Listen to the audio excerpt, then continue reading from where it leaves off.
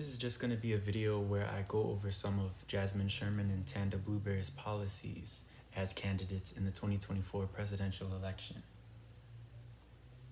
So first, let's meet Jasmine Sherman, the presidential candidate. Jasmine Sherman for president. Where I come from. Sherman is a native of New York, New York. They were born Jasmine Sherman to parents Amanda and Thomas, the first of 2 children. Their parents worked labor and customer service jobs. Jasmine graduated from Northbridge High School in 2003. They earned a Bachelor of Arts degree in business from the University of Phoenix. They have a master's degree in finance from University of Phoenix. A thriving career. Jasmine Sherman is currently Executive Director of Greater Charlotte Rise, a 501c3 organization dedicated to immediate housing relief in Mecklenburg County, North Carolina. They experienced poverty and the foster care system firsthand. Jasmine put themselves through school and has since experienced the world living abroad. They returned to the U.S. determined to make a difference and with both knowledge and experience of both the benefits and pitfalls of other systems. They've combined their passion for social justice with their audacious attitude to create a new political party, the Unicorn Party, dedicated to cutting through the political rhetoric to enact critical policy.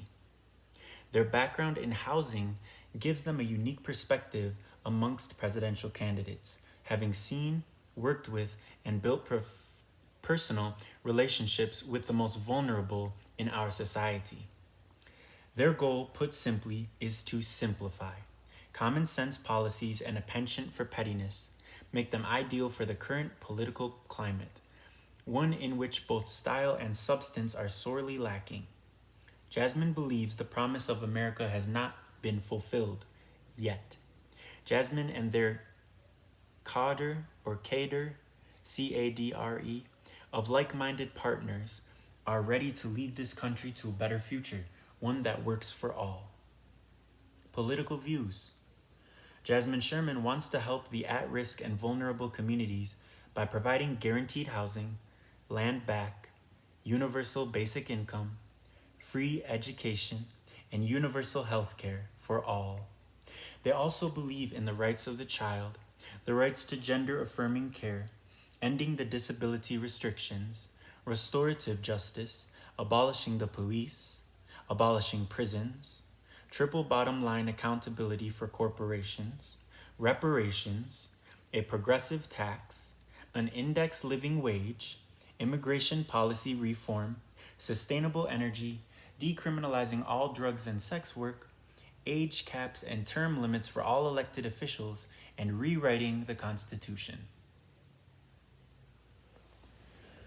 All right. So, I really love that, well, I don't love that they experienced poverty in the foster care system firsthand at all. Because I know how flawed it is and how much it needs help. But I love that a person who experienced this has decided to run for president, because that is who we need running for president. Truly. And you know, this isn't a video to convince anyone. It's just a video to tell what this person, these people, Jasmine and Tanda, are standing for. And if we stand for the same things, we may consider to support them.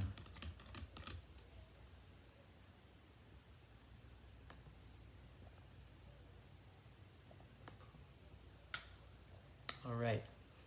Tanda Blubear, your vice presidential candidate.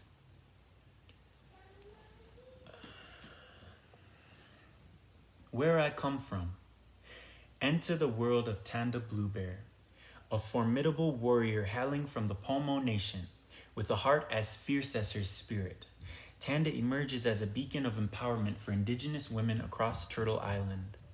From the depths of her ancestral roots, she draws strength, wisdom, and a profound sense of duty to her community.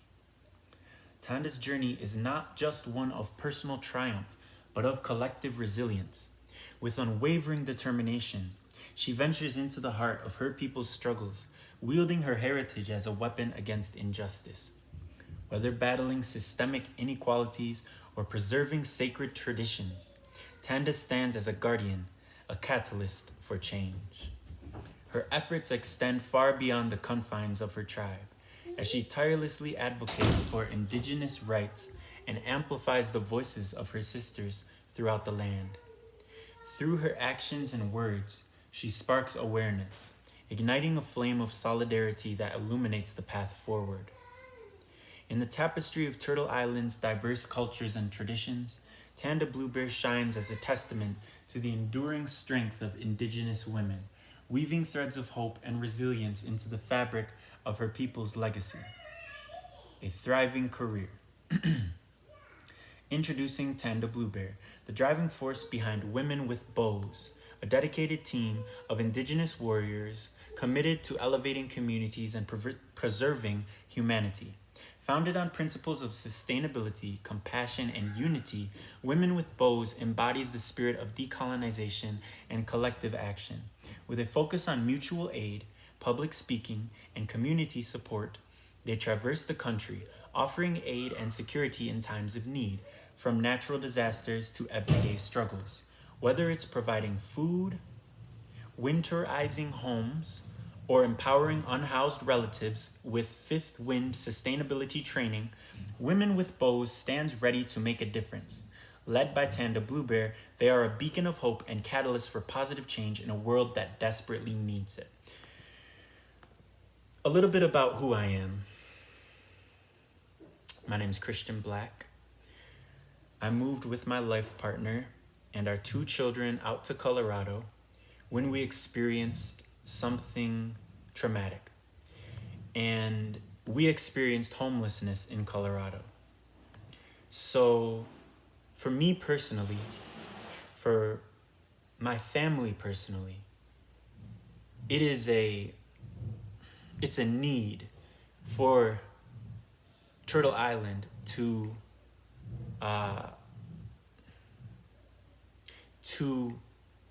well, maybe not, I shouldn't say Turtle Island because I'm not referencing the land in this instance, but it is a need for the United States of America to house its citizens. It does not make any sense at all that there are so many empty houses, vacant lots, abandoned houses that could be easily supplied with people to live in them. Because there are so many homeless people in the United States at any given time. Let's actually just look that up right now. Homeless people in the USA 2024 current amount. Okay, homelessness statistics, demographics. Over 500,000 in the United States. They live in temporary shelter or transitional housing or sleep in a place not meant for habitation like an abandoned building. Yeah, so, and this is not,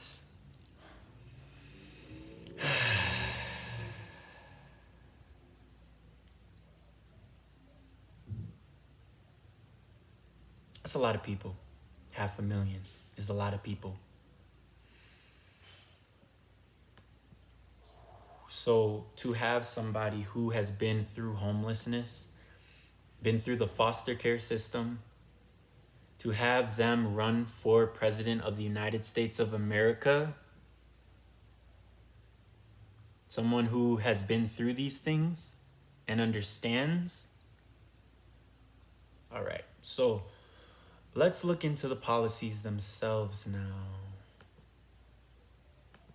Okay, so I'm gonna read the titles of the policies first, then I'll be clicking on them and informing you of just what they detail.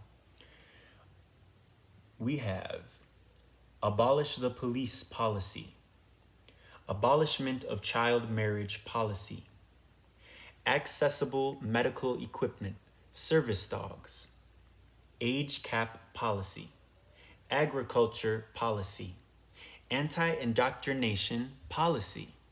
I like that one. I like a lot of these, but that one stuck out to me.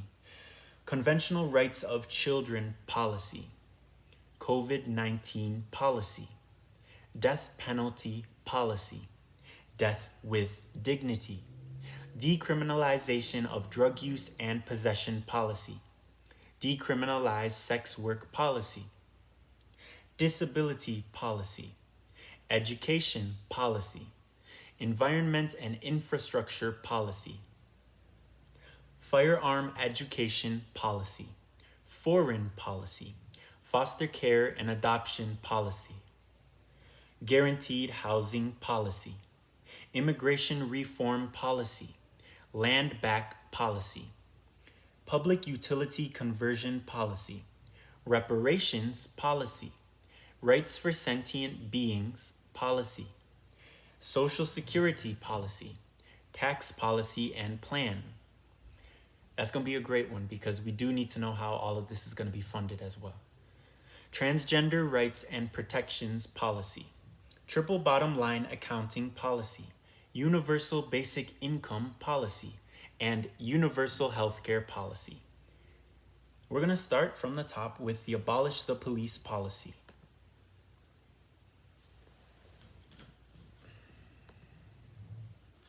All right.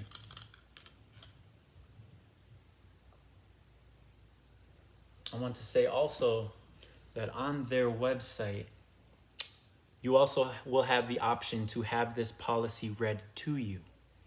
So just by looking at the site, I can tell that these two candidates care. You know, I just want to say that I love the fact that the policies are all laid out like this, and it should be the bare minimum. It should be the bare minimum. And I find it interesting that some of the most popular candidates do not even have their policies listed. Anyways, introduction. This is the Abolish the Police policy. Introduction.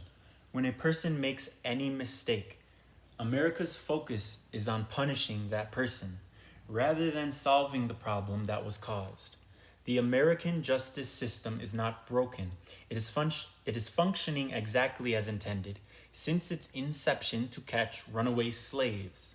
The U.S. police force has been intentionally and consistently oppressive within a system that has proven to be lethally corrupt. Cops have acted as judge, jury, and executioner when they should be de-escalating fraught situations and promoting the overall safety and well-being of the community they serve. Excessive force and corruption.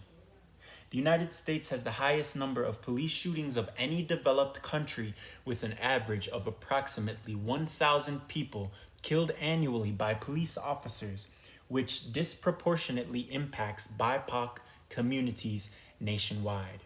Law enforcement and correctional officers are unable to protect and serve their respective communities. Attempts to phase out archaic ideologies within police academies and justice education have proven ineffective, as the outdated mentality and protocols of these methods are deeply entrenched and interwoven within the judicial system across our nation, stunting any potential for progress and reform. With more protections for the corrupt system than the whistleblowing officer, confidence in our justice system continues to diminish, causing hesitation to call authorities to... Okay, let me just reread this sentence actually. With more protections for the corrupt system than the whistleblowing officer, confidence in our... With more protections for the corrupt system than for the whistleblowing officer, confidence in our justice system continues to diminish, causing hesitation to call authorities for help. Nearly half of law enforcement officers believe that always following the rules is not compatible with the need to get their job done. Disturbing, yet unsurprising, 84% of surveyed officers have witnessed excessive force by a fellow officer, and over half admitted to not always reporting observed misconduct. There are few plans to reconcile and reform the obvious issues ingrained within our justice system, and virtually zero accountability for the misconduct of those working within the crumbling structure. There is loyal preservation of the law enforcement fraternity, and they cannot be trusted to govern themselves. Far too often, officers that report the misconduct face consequences instead of the perpetrators positioned within the organization. Internal investigations rarely result in charges being raised against offending officers. The officers that report complaints have been fired, have had to relocate to avoid harassment, and have been put into dangerous situations resulting in their death. And all of these topics are hyperlinked, and these hyperlinks lead to the examples that are mentioned here. In recent years, the highlighting of police brutality merely scrapes the surface of the inadequacies that make up America's injustice system. Problems throughout the criminal justice system can be reduced to three contributing factors. 1. Inconsistency. 2. The lack of accountability and transparency. And 3. Systemic racism. Ineffectiveness. According to the most recent federal justice statistic report, there were over 63,000 new incarcerations, of which only 3% were for violent offenses. This is an adequate indication of the misguided priorities of punishment, mass incarceration, and constitutional slave labor within our justice system. The simultaneous increase in funding and decrease in clearance increase in funding and decrease in clearance rates suggests alternative solutions which reduce crime and increase public safety are more viable than previously believed. Of course, there are exceptions and heroes, but when you look at the indisputable statistics alongside the relationship between law enforcement and the communities they're supposed to serve, more harm than good is being done. When the justice system fails one of us, it fails all of us. We will no longer accept excuses and inaction. Now is the time for a significant overhaul of how we view and implement justice. Justice should never be revenge. The United States justice system prioritizes punishment and revenge over restitution and rehabilitation. Of course, there needs to be consequences for immoral actions and behaviors within a society. But these consequences should ultimately encourage personal development, create a sense of community, and decrease the recidivism rates. Look this word up. Recidivism.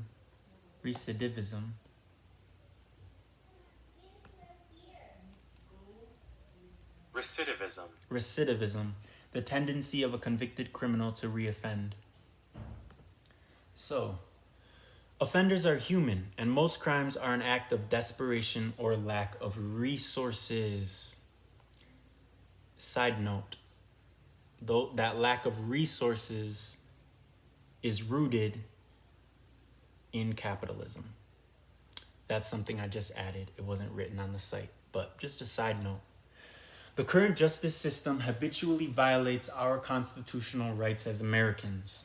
Inconsistent sentencing for the same offense is varied by demographic, jurisdiction, and income or societal status.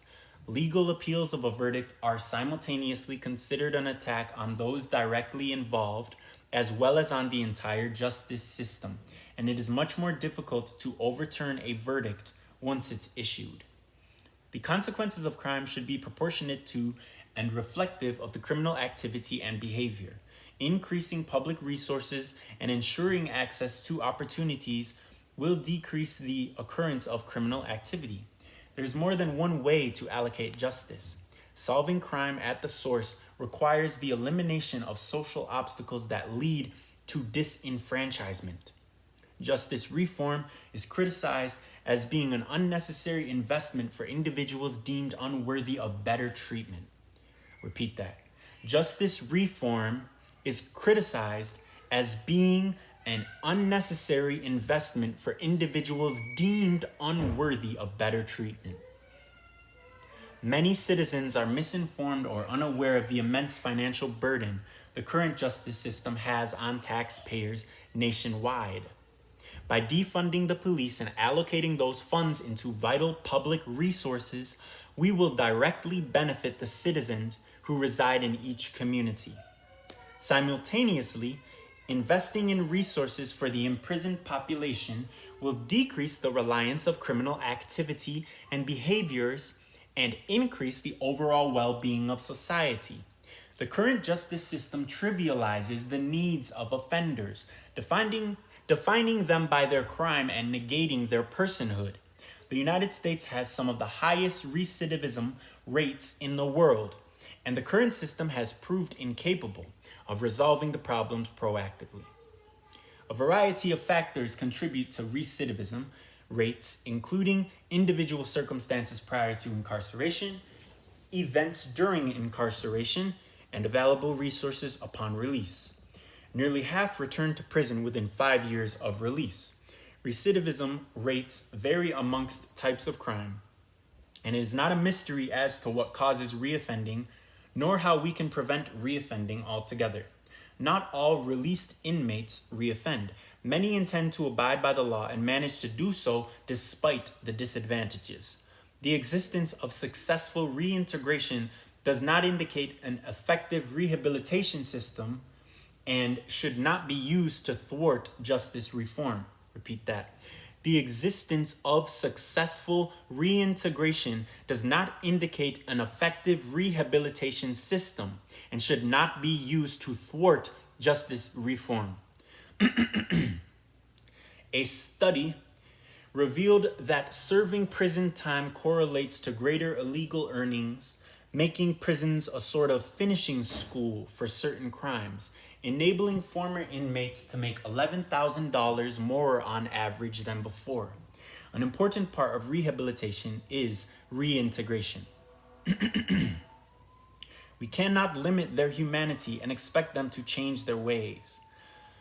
Restricting their opportunities and providing conditional stability following release only encourages a reliance on crime to survive. Meanwhile, they're eligible for promotion as a criminal. The correctional facilities do more than punish and train inmates to be better criminals. It abuses them and exploits their labor. And here's a quotation. While many agree now that the enslavement and bondage of human beings is immoral, unethical, and against American democratic values, many are unaware of the forms slavery takes in today's society and the institutions and practices that are its direct descendants. Clap A, Towlers K, and Ritter R, September 17, 2020. The 13th Amendment did more than abolish slavery. It created the loopholes that make modern-day slavery constitutionally achievable. This exception allowed states and localities to pass black codes and eventually Jim Crow laws to target black communities. Yet, it inadvertently burdens all Americans. Forced labor was made profitable through convict leasing to private businesses. With no obligation to protect their workforce as a business asset, people were at a greater risk of death than those enslaved. Whilst convict leasing has become unfavorable over time, the enslavement of incarcerated people and the racial subjugation that accompanied it never did. The ruling of Ruffin v. Commonwealth defined those incarcerated as slaves of the state, ultimately legitimizing the notion that incarceration is a socially accepted form of slavery. As a nation, we collectively recognize this systemic immorality. American voters in 5 states will determine their state's subsequent enforcement of constitutional slavery in November 2022. Yet roughly 20 state constitutions have exception clauses allowing slavery or involuntary servitude. Despite proposals by Congress members, constitutional amendments are rare and require approval by 2/3 of the House and Senate and 3/4 of state legislatures. Abolition activists have expressed the harmful ramifications of language within the nation's constitution that contradicts and inhibits potential reform. No longer should we begrudgingly accept performative gestures in place of legitimate cumulative policies and effective reform. Okay, performative gestures. Can anyone think of a performative gesture that is occurring right now that many people are happy to accept rather than actual cumulative legitimate policies and effective reform? I can.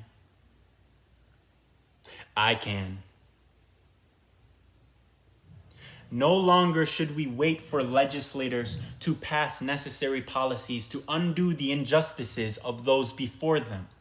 No longer shall we ask nicely, nor have our demands dismissed. We have already undertaken the work that has been long overdue, and we will continue the work to change the inexcusable systems and policies that abuse the masses. Our modernized community safety task forces are devoted to the safety and collective well-being of the people.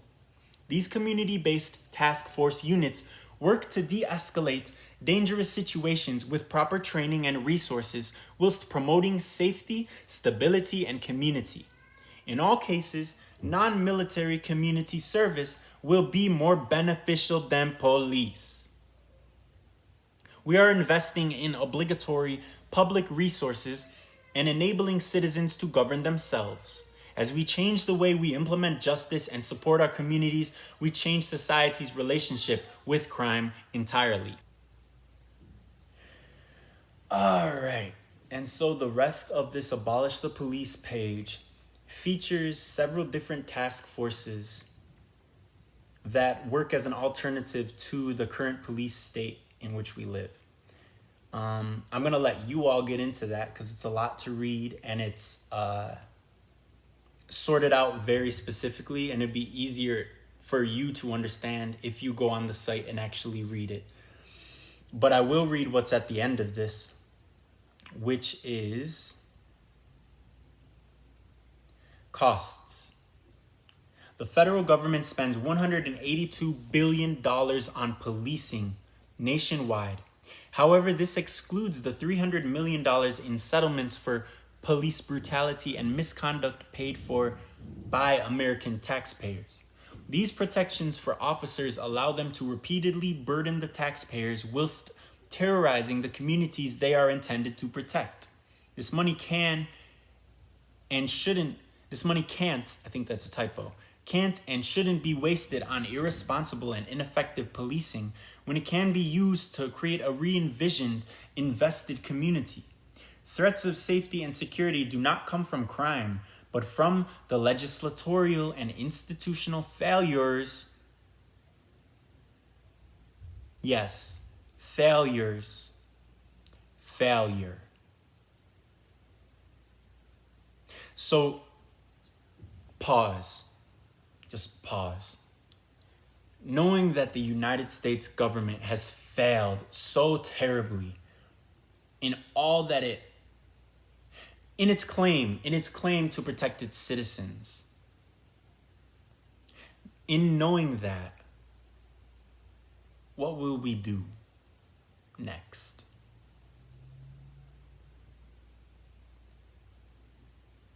This money can't and shouldn't be wasted on irresponsible and ineffective policing when it can be used to create a re-envisioned, invested community. Threats of safety and security do not come from crime, but from the legislatorial and institutional failures our government continues to intentionally dismiss.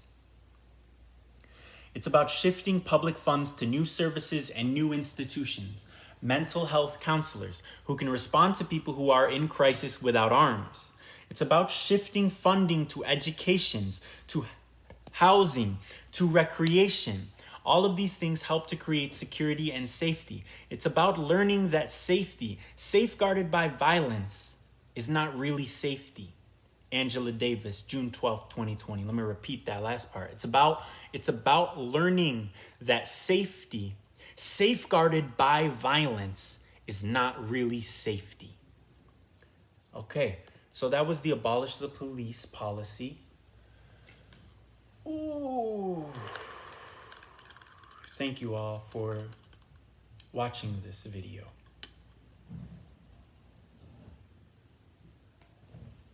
Just by the way, I wanted to mention that, wanted to thank you. Next up is the abolishment of child marriage policy. A child marriage is any marriage in which at least one spouse is under the age of 18. The marriage age is determined by each state, territory, and federal district in the U.S. After accounting for all exemptions, there is not a statutory minimum age in 8 states as of July 2022. These states are Wyoming, Michigan, New Mexico, Oklahoma, West Virginia, and California. Now, those are only 6 states, so let's just look that up. Statutory minimum age of marriage in USA. 37 of the US states have a minimum age of marriage that is under 18 years old, according to Wikipedia right now.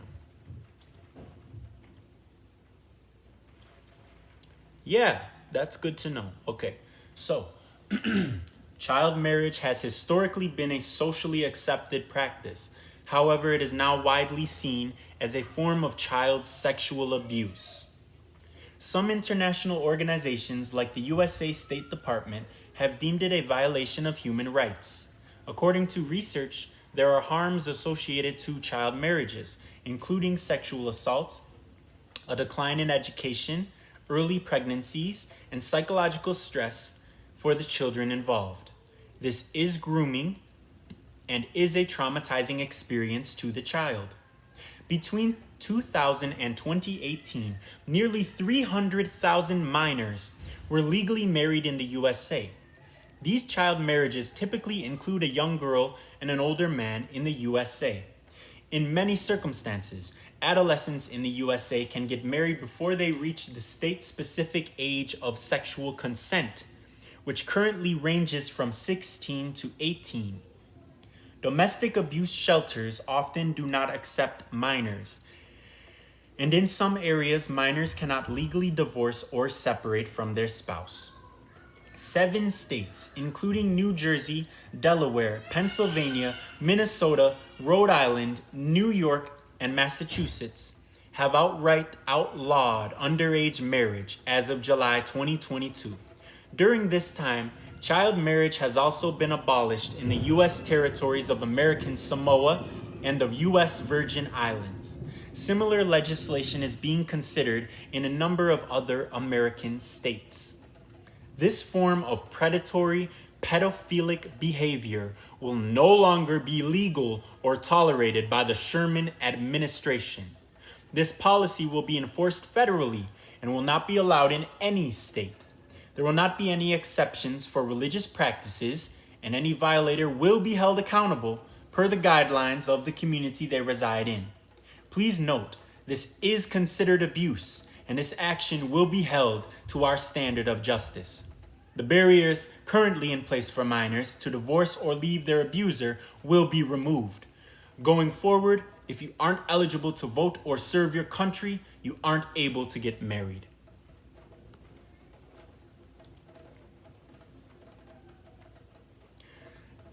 Next is policy. Accessible medical equipment. Service dogs. With the amount of disabled individuals in the United States increasing, creating better access to healthcare is one of the primary drivers of the Unicorn Party. Healthcare is a right that every citizen should have, and that includes having the option to choose what mitigation tool best suits you. Not everyone requires the same accommodation for their disability, and some individuals have more than one depending on their needs or how they're feeling on a day-to-day basis. Whether it's a wheelchair, crutches, medication, or a dog, our citizens should be at liberty to select what works for their experiences. The service dog has become more and more popular, especially among the newer generations. They have the access to information necessary to explore and assess what ails them in this world. Recognizing that our current society has taught us to ignore any attributes that may actually be disabling to us in favor of suggesting we just aren't strong enough is a wake-up call we needed. I'm going to read that one again. Recognizing that our current society has taught us to ignore any attributes that may actually be disabling to us in favor of suggesting we just aren't strong enough is a wake-up call we needed.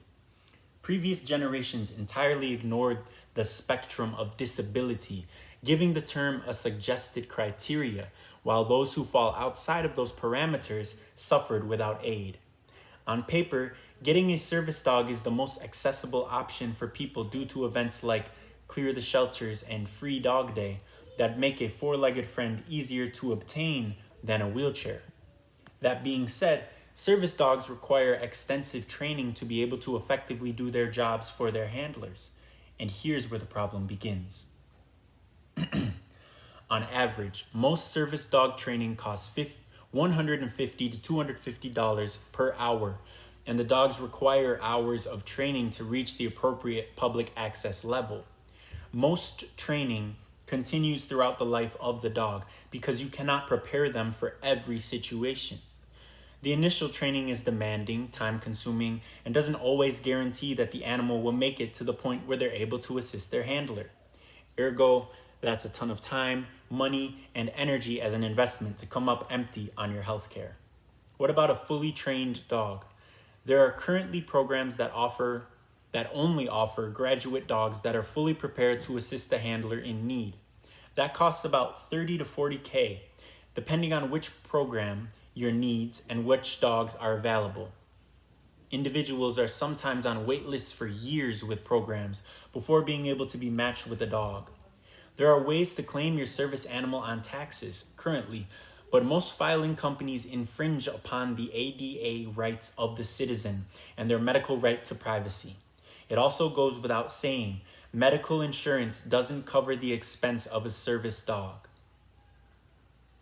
Other developed nations, such as those in Europe, have specific government-funded programs to provide assistance animals to their citizens in need. Something that is required for you to make it through your day as safely and healthily as possible should be an option for all parties. After all, having access to a service dog doesn't mean that it will be that individual's choice. Barring access to a potentially more effective medical aid based on pocketbook, however, is elitist and not a reflection of universal health care. Next up is the age cap policy. We propose a comprehensive reform that addresses the issues of both age and tenure in Congress. Firstly, we support an age cap of 65 for all public servants, ensuring that our legislative bodies remain diverse and representative of the American population. Capitol Hill is currently dominated by the baby boomer generation, which makes up nearly 70% of the incoming Congress, a demographic overrepresentation that does not reflect the true composition of our society. Secondly, we endorse Senator Ted Cruz's bill, a constitutional amendment that limits senators to serving no more than 2 6-year terms, totaling 12 years, in order to prevent the entrenchment of lifelong politicians. We also advocate for similar term limits in the U.S. House, with a maximum of 3 2-year terms.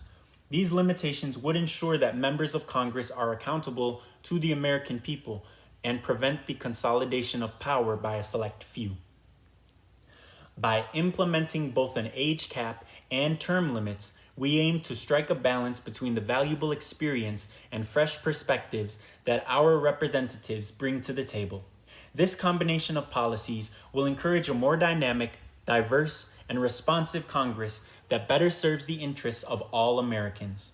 1. Term limits. U.S. senators are limited to serving a maximum of 2 6-year terms, as proposed by Senator Ted Cruz's bill. Members of the U.S. House of Representatives are limited to serving a maximum of Members of the U.S. House of Representatives are limited to serving a maximum of 3 two-year terms, also as proposed by Senator Ted Cruz's bill. Terms served by members prior to the enactment of this policy will count towards the proposed term limitations. 2. Age cap. All public servants, including U.S. senators, U.S. representatives, and other government officials, are subject to an age cap of 65. No individual above the age of 65 can run for or hold public office. This age cap aims to address the concern of an aging Congress and promote greater age diversity within the government. These combined policies aim to strike a balance between limiting the tenure of elected officials to prevent the entrenchment of political power and ensuring that public service remains accessible to individuals of various age groups, promoting diversity and fresh perspectives in government. Agriculture policy. Our world is increasingly vulnerable to environmental collapse. To ensure continued abundance in natural resources, we as a country must prioritize sustainable cultivation and natural conservation. Plant cultivation. One stressor on the natural environment is excessive imbalance caused by large concentrations of unfixed nitrogen, usually brought on by fertilizers, which can cause an imbalance in the soil microbiome by killing off beneficial bacteria or cause aquatic dead zones downstream. With low-quality soil and fewer fish in local bays and lakes, each season will be more difficult to draw a yield from, slowly sinking our nation into a barren state of starvation. Plant waste should be composted. Plant waste should be composted to increase soil fertility and reduce nutrient waste. Another threat to our ecology is monoculture, the cultivation or growth of a single crop or organism, especially on agricultural or forest land. Monoculture causes even more imbalances, the first of which is the aforementioned excess of unfixed nitrogen, the second being a decrease in pollinator populations. Pollinators are essential to our ecosystem. They are the reason we have all of the natural resources we have today. Pollinators are anything that helps carry pollen from the male part of the flower or the stamen to the female part of the same or another flower, or the stigma. This process is necessary for more than 80% of the world's flowering plants. Thirdly, monoculture farms deplete the soil in such a way that it becomes a desert. Water usage is also much higher than necessary. Non-native plants often require more water than the local climate can provide, prompting farmers to irrigate their crops, thus decreasing the functional diversity of the soil and wasting water in the process. Irrigation should be low power and work beneficially within the watershed. So what's the alternative? How do we feed our people while maintaining a balanced ecosystem and reversing our contribution to the climate crisis? Well, the opposite of monoculture is polyculture. This method of cultivation is best implemented via permaculture principles. Permaculture, although the term itself was coined in the 1970s, is a science we can attribute to many indigenous societies across the world.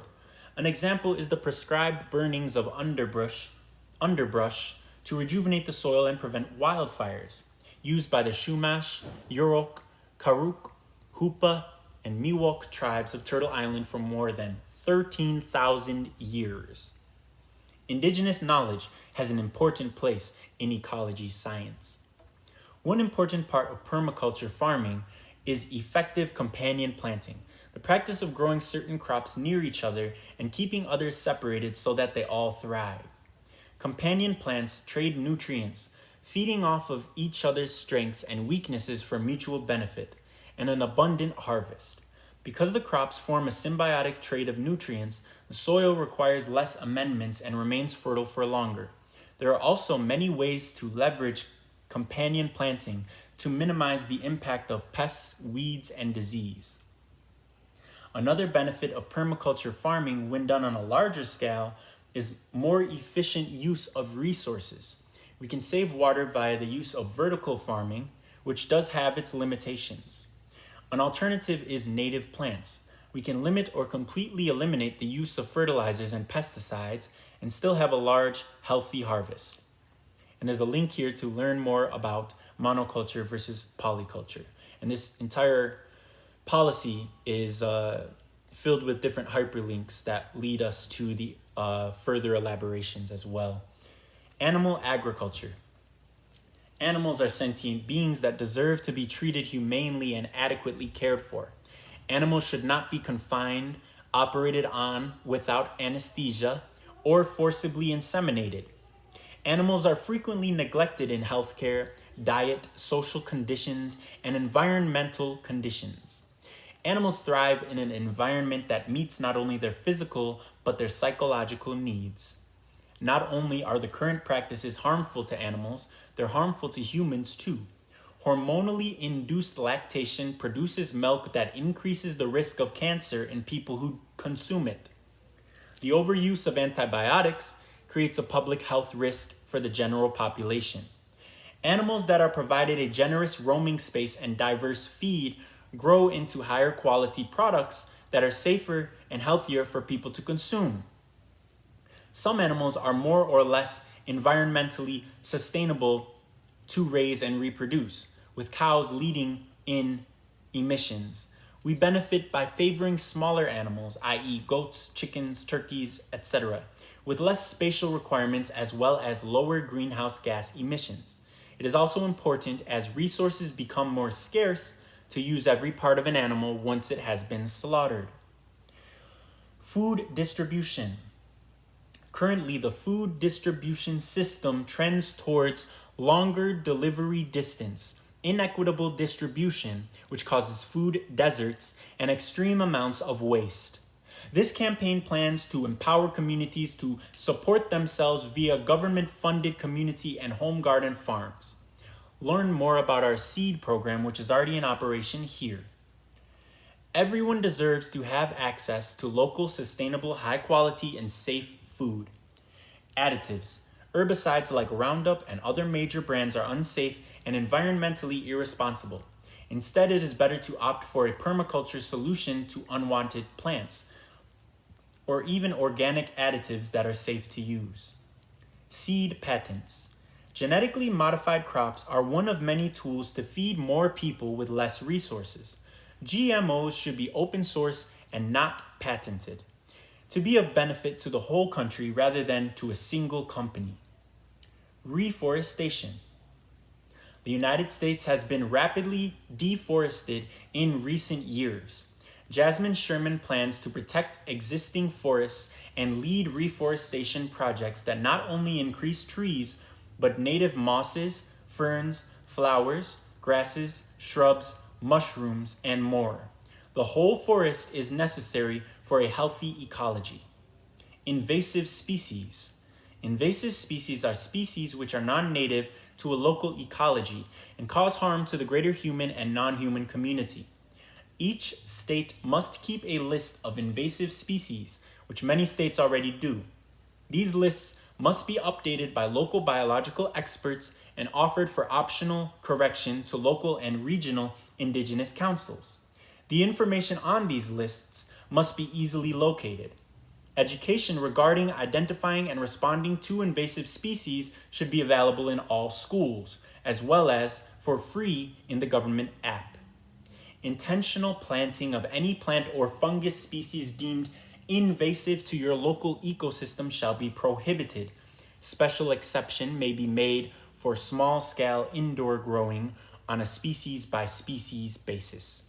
Invasive species management will include hunting and harvesting incentives and calculated extermination as humanely as is possible. Anti-Indoctrination Policy. If a practice can't go on without discrimination and abuse, it should not exist. We must separate the abuse from healthy traditions and codify that into something that can be broadly applied. This policy alone will not end child predation, brainwashing, hazing, racism, anti-queerness, etc., but the primary goal is to remove a powerful tool used for all of those things, indoctrination. To address something as massive and amorphous as indoctrination, you must first define it in real, actionable terms. Indoctrination is a word which gets thrown around and used incorrectly to shame people for their existence and make people afraid to educate others. Ironically, shaming people for their existence and shunning education are facets of indoctrination themselves. There are groups outside of religious organizations which indoctrinate. There are ways to practice religion without indoctrination. Religion gets used synonymously with Christianity, but we must also be conscientious of other religions, cultures, and practices. We are not trying to prevent anyone from sharing their culture with their children in a responsible and respectful way. We are not going to commit cultural genocide. What is indoctrination? It is not the religious songs, fables, celebrations, and gifts which create an environment of indoctrination, but rather teaching these fables as unquestionable truth. Children and adults, for that matter, must be allowed to question and explore their teachings.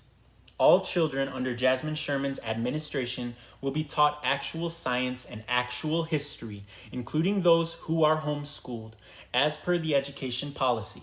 Intentionally misteaching science and history or teaching it in such a way as to dismiss its relevance shall be considered indoctrination and prohibited under this policy.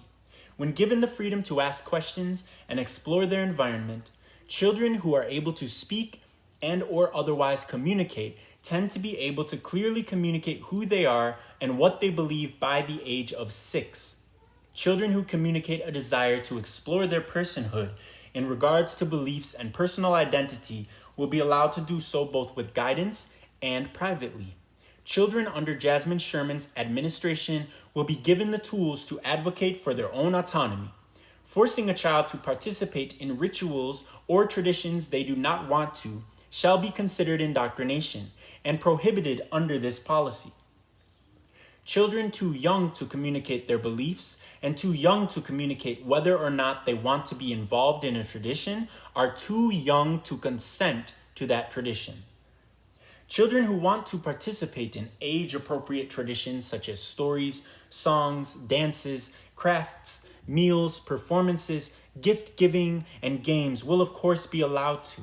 However, adults do not have the right to force children into these traditions. Children must not be included in traditions with adult themes such as taking drugs, drinking alcohol, including communion involving alcohol, having or observing sex, being sexualized, including child beauty pageants, ritualized nudity, and receiving or witnessing unnecessary body modification, including infant circumcision. I love that they put that there. I do. I really do. Because as somebody who was circumcised as a newborn, it does not get talked about as much as it needs to be. It's genital mutilation and it needs to get talked about. It does. So body modification on children is not for the child. It's for the adults. Adults will no longer participate in a tradition of doing cosmetic surgery on babies. If the child wants it when they're older, they can get it done when they can consent. Forcing adult themes upon children in this way is not only indoctrination, but also child abuse. And I would say when it comes to circumcision that it is child sexual abuse, that it is pedophilia, because what the circumciser is doing to the neonate is doing to the newborn is taking away a part of their body without using anesthesia. As newborns, you cannot use anesthesia on a newborn because they're a newborn. So yeah, it's definitely sexual abuse as well. Proselytizing or trying to convert people to your beliefs may only be done to consenting adults. Children cannot give consent and should never be proselytized to. This includes referring to learning cultural traditions as school, i.e. Sunday school. Calling religious fables school is intentional deception meant to trick children into thinking they are hearing facts, not metaphoric stories. Teaching facts is not proselytizing because facts are not beliefs, and the teaching of facts will not be considered indoctrination. Telling folklore and fiction stories is not indoctrination as long as it is clear that it's just a story which may have a message but is not literal history. Any school or camp found proselytizing is a religious organization guilty of proselytizing to children and will be subject to judicial dissolution, including conversion therapy camps and Bible camps. Having children recite words they do not understand daily, like the Pledge of Allegiance, is indoctrination under this policy. Therefore, the Pledge of Allegiance will not be said in schools. This applies to all directed recitation, I don't know how to say that word, recitation, the state of it being recited. Therefore, no child will be directed to recite words they do not understand well enough to explain in their own words. This includes child actors and musicians. Rituals associated with school as well as any organization will be voluntary, such as the commencement ceremony. As long as all parties are consenting, rituals involving acknowledgement of achievement, the reciting of well-understood words, eating and drinking food and beverages, drug and alcohol use where age appropriate, trust exercises, getting to know you exercises, performances, lighting of candles or incense, and related activities are not considered indoctrination. Rituals which involve the use of abuse, fear, violence, non-consensual or mandatory physical contact of any parties, non-consensual or mandatory drug or alcohol use, or the committing of crimes will be considered indoctrination. As such, hazing will be considered indoctrination under this policy. Fraternities and sororities have a history of abuse, of hazing, contributing to nepotism and cronyism and denial of acceptance based on discrimination. Fraternities and sororities are classist, racist, homophobic, ableist constructs which have been used factually and historically to hide cults. They must be dissolved and will be considered indoctrination under this policy. Social and academic clubs will still be permitted as long as they don't participate in discriminatory inclusion or advancement or hazing. Any college or university found participating in discriminatory practices, including denying admission to people based on name, ethnicity, race, class, age, sex, gender, or disability, is guilty of indoctrination and will be subject to judicial dissolution. It is not indoctrination to teach people facts about the world or spread messages of tolerance for people with different backgrounds. People in positions of authority such as religious leaders, educators, news reporters, public speakers, etc., may not abuse their platform to spread hatred and intolerance of people with different cultures, traditions, and identities. Doing such is hate speech and not protected by freedom of speech, and additionally will be considered indoctrination under this policy. We believe in the positive power of community, and many communities are religious in nature. We are not disbanding communities. People may still be invited to contribute to their communities by donating time, food, and other resources to community organizations, including churches, though these donations will be taxed in accordance with the tax policy. However, demanding people give up all their belongings or more than they can sustainably give, forcing them to rely on those making the demands, or using guilt and manipulation to extort people for money, time, and resources is considered indoctrination under this policy. This includes subscription-based religion or religion in which you must pay dues, fees, or make mandatory donations of fixed amounts or percentages that are required for participation or membership in the church or religion. Limiting or prohibiting contact or communication with friends, family, and those outside of a group or organization is indoctrination. Demanding or coercing members into only using resources from your group or organization, such as therapists, doctors, teachers, etc., is indoctrination. In an effort to increase opportunities for people to get involved with a community of their choice, there will be increased non-religious community spaces available for use, including community centers, community gardens, and mixed zone areas in walkable communities. And there is a hyperlink that leads us to a page that elaborates on that. Manipulative and unethical advertisement will be considered indoctrination under this policy. Medical advice should come from experts such as medical professionals and patients actually experiencing the condition, as well as statistical data collected from a wide range of both doctors and patients. It is unethical for drug companies to advertise generalized medical advice publicly because medications are not one size fits all. Using psychology to manipulate an advertisement's target audience is unethical, and corporate entities will no longer be able to hire psychological consultants to teach them how best to manipulate people. The collection and selling or distribution of personal data, including web history and facial recognition data, is unethical without consent, and the use of any unethical collected data will be considered indoctrination. Multi-level marketing misleads people into the belief that they will be independent and successful. When statistics say MLM, also known as pyramid schemes, statistics say MLM participants are not independent, nor are they often successful. This too is indoctrination and prohibited under this policy. Organizations which are aligned politically with any specific legal causes or politicians are political organizations.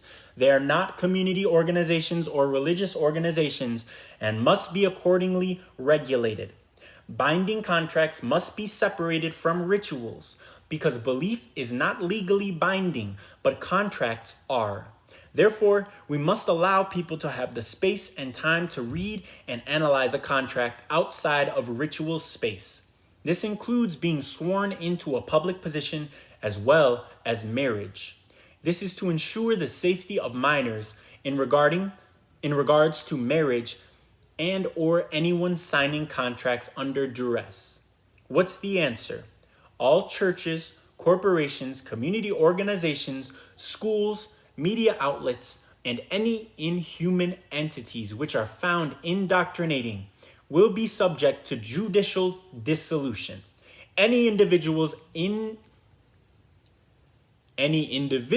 accused of indoctrination will be handled by their community task force, as outlined in the restorative justice policy.